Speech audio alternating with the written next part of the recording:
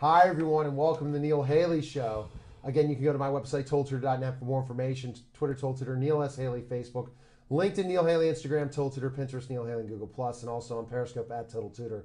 And this week, I have another co-host. I've had Jared. I've had some other very interesting people, but I have to bring back the St. Agnes roots, one of my favorite places to teach all time. I mean, the experiences I had with Patsy Caulfield and the staff, Michelle Peduto, all those things. So I'm excited to welcome back to the program WPIL Hall of Famer, which she tells me, the team was. No, she doesn't want the accolades. Coach Karen Hall, UNLV and everything. And you have some really interesting local Pittsburgh guests. And when I saw your special on QED and I saw one of my favorites, I said, you have to get him to the studio. So you said, is there a chance you can? And you did. So tell who our guest is today. Well, we have an awesome special guest, my friend from a long time, Neil's new best friend, because he's is really advocate of Darelle Porter, University of Pittsburgh star, and we're going to get into a whole other accolades about Darelle and where he's come from, how it transformed him, and what he's doing today. And before we get started, though, Neil, I got to congratulate you on your expansion. I mean, last we met, we were in a radio station with headsets on. Now we're in front of cameras, and you're nationwide, syndication. So congratulations. Oh, thank you. It's nice, especially when you're interviewing a lot of celebrities, and you say to yourself, holy cow. Right. I mean, I've had 6 NFL Hall of Famers, 5 NBA Hall of Famers, numerous players in different sports and things like that. So it's just amazing. And the number of people I've interviewed in 6 years, the anniversary will be December 6th that I started out. So it's just Darelle. I ended up having guests on starting at WRCT Studios, 88.3 in Carnegie Mellon, and Coach Hall is one of my first guests. Mm-hmm. So I started it just as an education show, and it's expanded to so many things. So, Darelle, we're excited to have you here. As Neil mentioned, when we were going to do this together, you got to get Darelle Porter on. So I said, I got him. And, we worked together. But we're going to go back. We're going to take you back a little bit. Hill District resident, you grew up. We've met in different recreation centers playing basketball. If people don't know, you're a 3-sport athlete, but we're going to talk about a little bit about basketball first.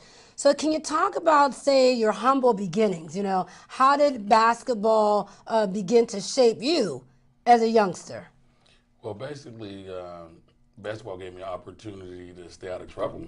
Yeah. Okay. And I kind of liked the game and put a lot of time into it. And back then, you didn't have the computer games and everything, so you had a ball and you go to the court. Yeah. And a couple older guys told me, you're pretty good. And from there, excuse me, the rest is history. I played in all the city leagues and the Ozanam leagues and the city park recs and gained experience enough to get a college scholarship. Mm-hmm. So, Darelle, your experience on the playgrounds, how important was that in helping you play against guys older than you, things like that? Because the playgrounds are where legends are made in so many ways. And you had to kind of become a playground legend in a way, for sure, to compete in the highest level of the Big East at that time. So, I mean, people will understand that the Big East was the best basketball conference in the world at that time. So, and not always Pittsburgh. Some Pittsburgh guys went on to the major Division I, but you knew you were pretty good, but you had to play against the best competition, didn't you? Well, part of playing on the playgrounds, you play against older guys. Yeah. At first, you don't get picked up and you're just watching. Exactly. And then if they need one, they might say, hey, come on over, little guy. Yeah. And then once you prove your value, then you start getting picked up. And the competition against the older guys was great because, number one, they're stronger, faster, but they gave you the best advice, and it helped develop my IQ and develop me as a player at a rapid rate. So, we grew up on the playground. Did you have any guys that you looked up to? I mean, you're a young kid. Like, who did you look up? Because there were tons of great players back then. Well, my uncle played on the Shinley teams, so Ricky Coleman and Jeep Kelly and all those guys. And he told me, you have to put that much work in to get as good as those guys. And everybody thinks they're going to be as good as those guys when they're younger. Right. But to reach those levels and be able to get a scholarship, all the hard work paid off. Yeah, so you got your local guys, because most of us, we look to the pros, right? But you had local guys right here that you could look up to. Did you go out on the course trying to do what they did, practice that jump shot, the reverse dribble? I mean, what impact did they have on you as a player and mentally? You said they taught you the lay of the land. Well, I'll tell you what, playing against the older guys, you kind of would steal a couple of their moves if it worked for them.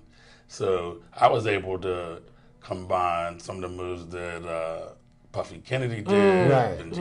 Kelly, and some of the other guys that came before me, and then it made my game a total game. Exactly. So I was able to play every position. I was able to handle the ball at a tall height, and it gave me an opportunity to get to college and play at that top level because I was prototype 6'4", 200 pounds, a guard. And usually if you're 6'4", you're a big guy in high school. But I was able to be a guard. Exactly. And you playing against those guys and stuff, to stay on the court, on the playgrounds, you had to win.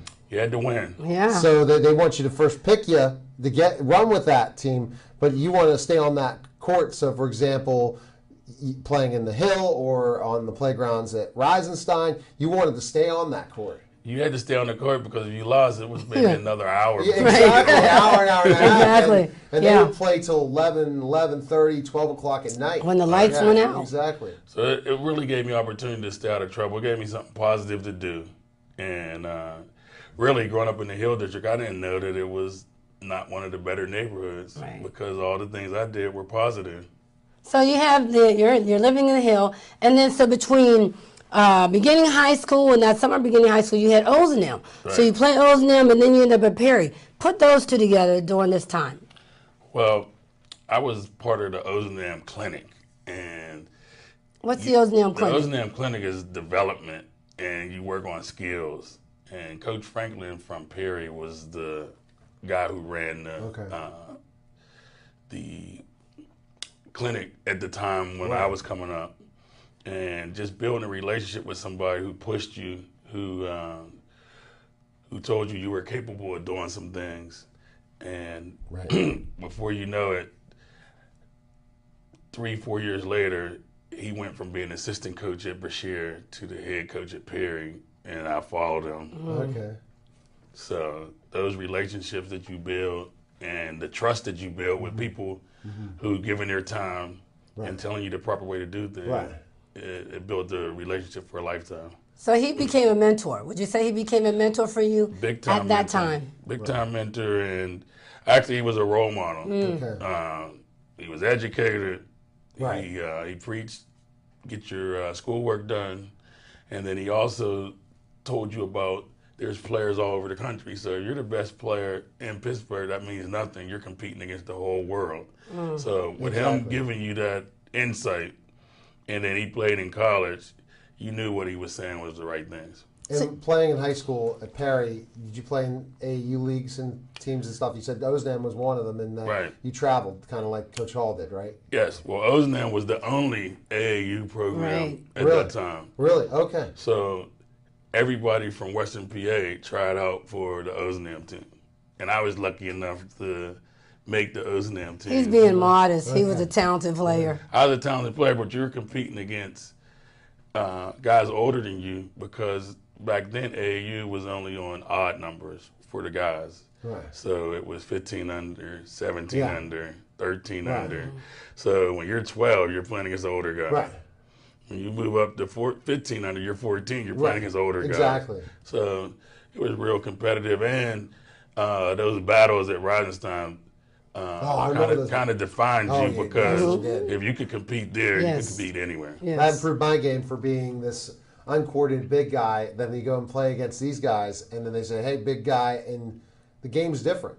It's just completely different. You basically are going to get fouled all the time. You're going to have to work hard to get the shot, and you're going to have people that, you know what, you can't be a gunner. You got to be unselfish and want to win and stay on the court.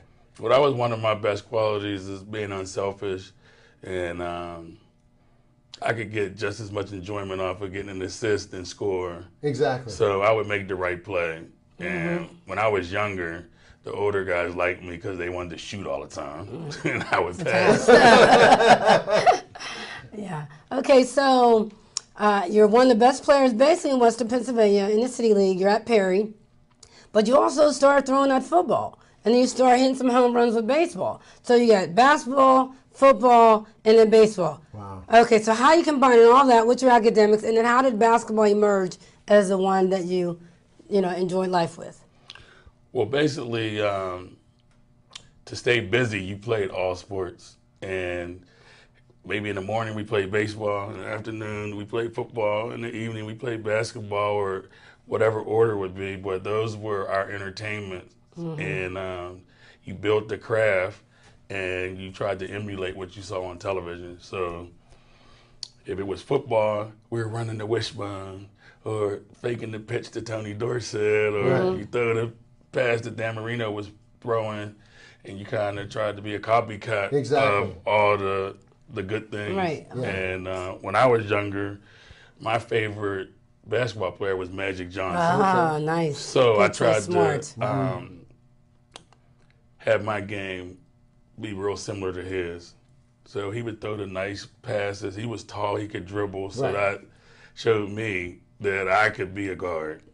And, just following some of your favorite players made you into that type of player on the court or the field. And so basically you're getting well-known in Pittsburgh, and you're playing AAU, traveling all over the country. When do you know that teams are really interested in you for recruiting for basketball? Well, when we go to the nationals with Ozanam, or the regionals, and we're playing in front of 20, 30 college coaches, and then over here you have David Rivers who's going to Notre Dame, and a couple other players, and the ultimate goal when I was younger was to get in Street and Smith. Okay. If you looked in the book, Street and Smith, that told you if you were good or not. Okay. Yeah. So when I saw my name in Street and Smith, I was like, oh, I'm good. Until you see your name in a publication, you didn't know where you stood. And there was no social media and things like that. It's amazing what's happening in social media magazine. now. It's all social media. Right. I mean, these guys aren't trying to use these recruiting things now. They're just trying to get their self out with a free post and post out their highlights. It's crazy now. Yeah, I mean, it's a lot easier to probably get recognized. Back then, I think we more had to earn it. Exactly. You had to go to different camps. You had to be a total player. Exactly. You had to be coachable. You had to have all these intangibles to be a good player. You can get discovered very quickly. All right, so when we get back, we're going to continue our conversation with Pitt star Darelle Porter, and Coach Karen Hall is doing awesome, bringing these interesting guests. You're watching the Neil Haley Show, and we'll be back in just a moment.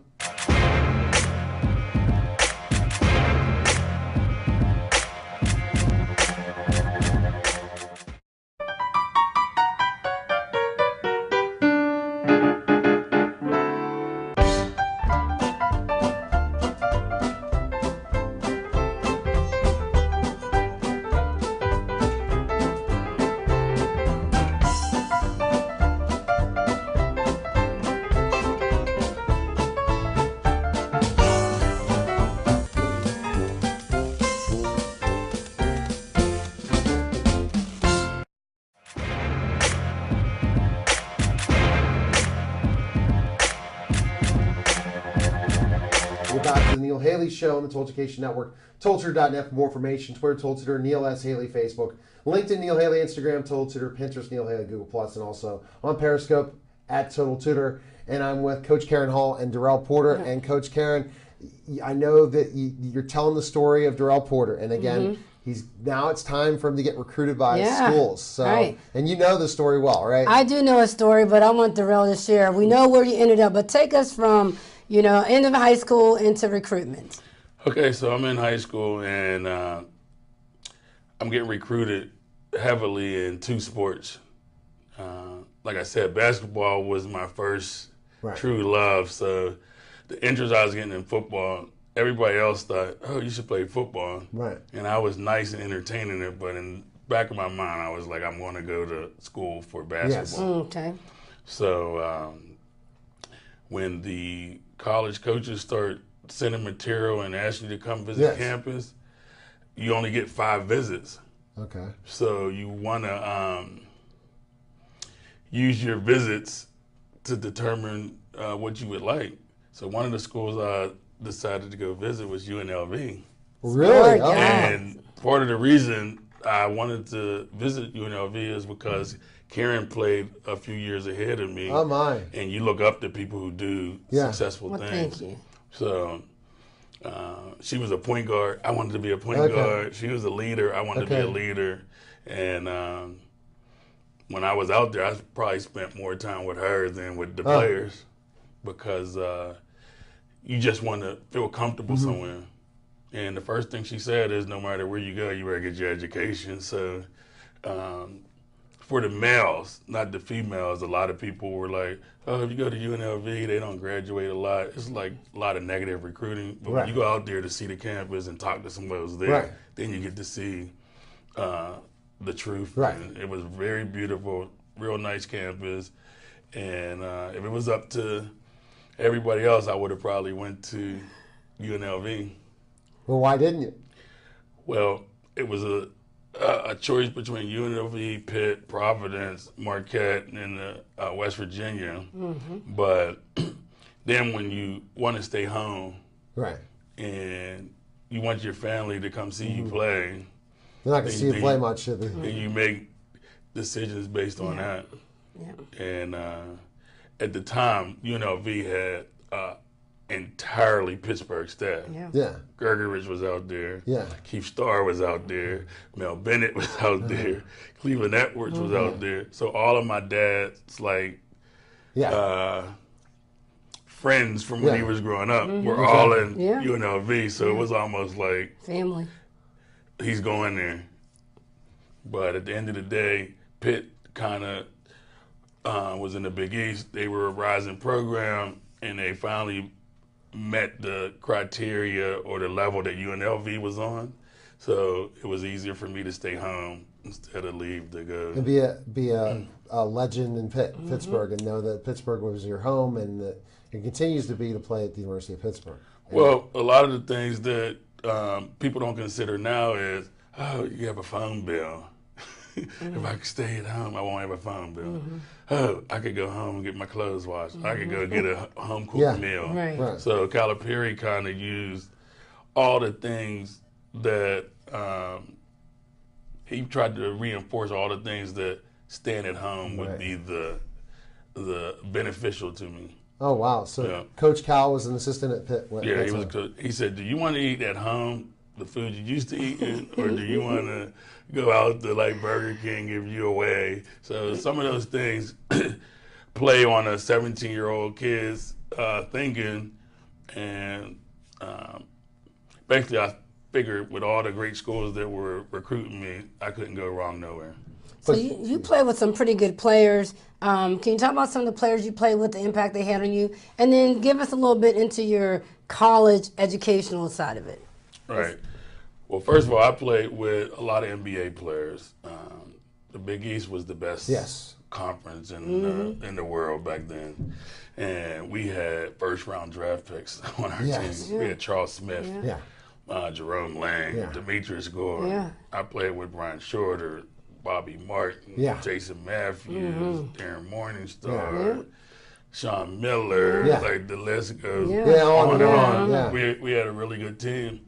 So some of the battles that we had in pickup games were just as good as playing against the top 10 team in the country. Right. So watching those guys go from 2 months ago he was playing with me to 2 months later he's in the NBA on TV making $1 million is a big incentive to work hard on your game. Right. And you went ahead, and when you were a freshman, Jerome and Charles were juniors. What were they? Jerome was a junior. Charles was a senior. But Jerome, he forgot his. Yeah, so both of them went to the senior NBA year. that They year. went to the NBA that So year. that was the best team, and that's where you're the team that lost to Vanderbilt, right? Right. Yes. Yeah. One of the most Gary Goheen. Yeah, that's I replay that stuff a lot. I still replay And, as a person too. Yeah. He hit a half-court shot at the buzzer to make the game go into overtime, and That was the In best o- Pitt team. in o- That Pitt team that could have gone. in overtime they outplayed us by being like a little bit smarter. Their big guy fouled out, so we're like, no more big guy. We're going to go inside. Exactly. We got too Exactly. aggressive, and they wind up winning in overtime. But everybody remembers the shot Oh, that goes in overtime. Yeah.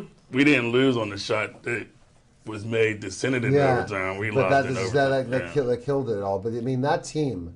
Sean Miller was Freshman. so you guys were the freshman phenoms. Yep. You put the two best players, and again, in Jerome and Charles inside, and they were just, you guys were, I think, number 2 in the country at times, at certain times. And, Yep. And then Will Perdue was the big player for Vanderbilt. Oh yeah. Yeah, right. And right at the end of regulation, he fouled out. So it was like, they don't have their big guy. We're going to just take over and win. But it didn't work out that way. And but that year, was that a memorable year, freshman year, playing with that team? That was a memorable year because the first time you go through something, you have your best memories. And Right.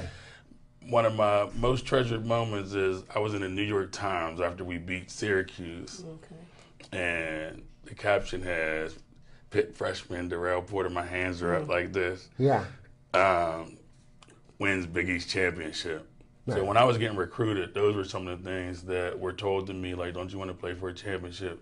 Don't you want to play on CBS? Don't you want them to call your name out in the starting lineup? And it all happened when you got it. And it all happened. Yeah, it's Because Coach Cal had that team, rolling in a way, because it was Paul Evans' team, but meaning Right. that and Paul Evans came from the Naval Academy, and Right. he was, he had David Robinson, so he left right after David Robinson and brought this program back from the so you it elevated to the top. You guys are the beast of the Big East. We're the beast of the East. Yeah. But that disappointment, even in Big East tournaments, because that killed you guys that your freshman year Big East tournament. Yeah, we lost to Villanova in the semifinals.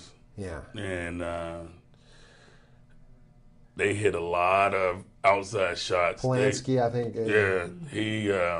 He really had a good game. But some of the players that you didn't think were good on that team were like Doug West and Presley and some other guys. Wow. So that team was a really good So team. talk about the whole Big East in general. You're talking about Pitt, but what about I mean, the other Georgetown. every team had multiple pros on it. Yeah. So Yes. if you go to Villanova, of course, they had the team that won the national championship, and then Doug West and those guys. You go to Syracuse, they had Derek Coleman, Ronnie Cycli. List goes on. Sherman Douglas, Billy Owens, and it just goes on. Georgetown had Dikembe and Alonzo. Boston College had Dana Barrows. Seton Hall had Mark Bryant and the guy from Australia that didn't play in the pro, Andrew Gaze. Oh, yes, Oh, yes. Big East was so strong. Every night was a big time game. You didn't have a night off. Like Boston College was the night off, but they had Dana Barrows, a first round pick. And now, who? If you think back, because it's just like yesterday, listening to you, it's just like you're still there. So talk about all that talent, and you had to defend some of these guys. Oh yeah. So give us a little bit of that excitement. Well, I tell you what, I switched on Derek Coleman a couple times, and my whole motto in the playgrounds was you could watch somebody for one possession. So if you could watch them for one possession, you could watch them the whole game. Okay. So defense was one of my strong suits.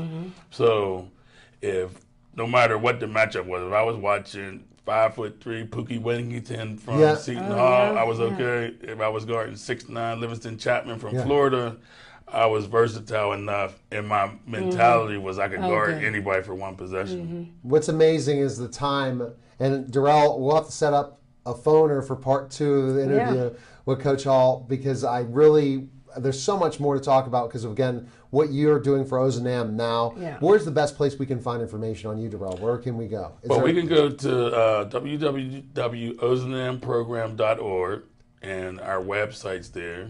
Or you can make a call to 412-389-4305 and get information on what we're doing. We're trying to give this generation of kids what our generation had with Ozanam. So we have after-school program, we have a dinner program, girls basketball program, boys basketball program. We added strength and conditioning.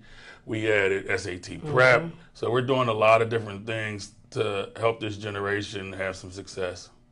Well, fantastic. And Coach Hall, I tell you, how quickly you'll see how quick 26 minutes can go. But having that conversation and always, with all the major people I've had from Pitt, you always say hail to Pitt, right? Again, isn't it exciting about what the football program's doing now? It's real exciting, and what's more exciting about it is a lot of the kids who played in our Ozanam program are committing to stay home. Parrish Ford, who was one of their latest commits, is a kid who's been in our program for years.